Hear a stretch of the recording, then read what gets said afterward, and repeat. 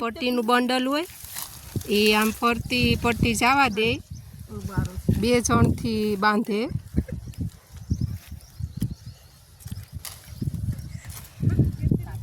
લાખુબેન કાંટા લાગે? હા વો બેન, દવા છાંટવામાં સરળ પડે ને બોરમાં જંતુ કે એવું કાંઈ ન લાગે, એટલા માટે આવી રીતના પટ્ટી બાંધવામાં આવે। જય શ્રી કૃષ્ણ, જય માતાજી। કેમ છો બધા? મારા નવા બ્લોગમાં તમારું હાર્દિક સ્વાગત છે। આજે જો આપણે વાડીએ આવી ગયા, કારણ કે 1.5 વર્ષ બોયડી નીચે નમેલી છે, એટલે એમાં પટ્ટી બાંધેશ। એ હું તમને બતાવીશ ને શું કામ બાંધે એ પણ હું તમને કહીશ। તો જો આ બોયડી છે, એમાં એની ફૂટ તો 5-6 ફૂટું નીકળે, પણ એમાં 4 રાખવામાં આવે। જો આ કેવી રીતના પટ્ટી બાંધે હું તમને બતાવું।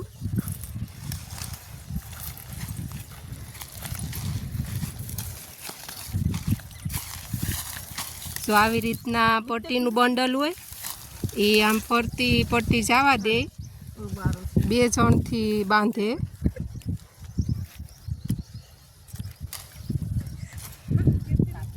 લાખુબેન કાંટા લાગે? હા વો બેન, જો આવી રીતના ફરતીથી ખેંચીને પછી બાંધે।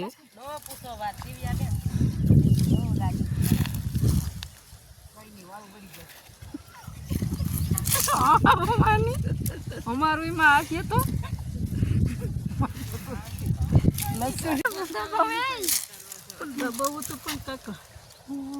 આ બાંધવામાં કાંટા પણ લાગે। બોર વીણવા ટાઈમે તો એટલા બધા કાંટા ન હોય।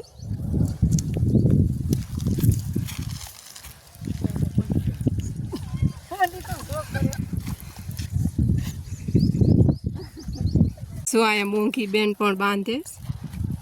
જો એક લાઈનમાં 2 જણાને રહેવાનું હોય।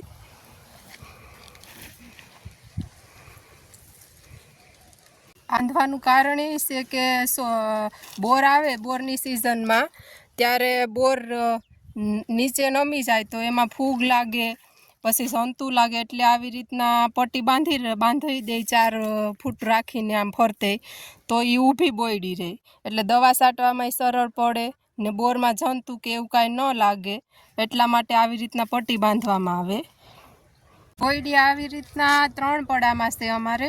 એક છે એ 9 મહિનાની, એક પડામાં 9 મહિનાની થઈશ, ને આ પડામાં છે એ 1.5 વર્ષની થઈશ, ને બીજા એક અલગ પડામાં છે એ 4 વર્ષની બોયડી થઈ। એમાં તો હમણાં જ કટિંગ આપ્યું, એટલે હજી એની ફૂટું નાની છે। આને વહેલું કટિંગ આપી દીધું, વહેલી ફૂટ નીકળી ગઈ, એટલે દાળિયા બાંધવાનું કામકાજ ચાલુ છે।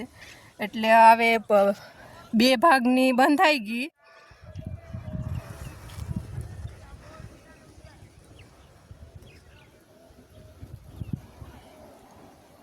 ને હવે 1 ભાગની રહીશ, એટલે એમાં 10-12 લાઈનું રહીશ તે દાળિયા બાંધેશ।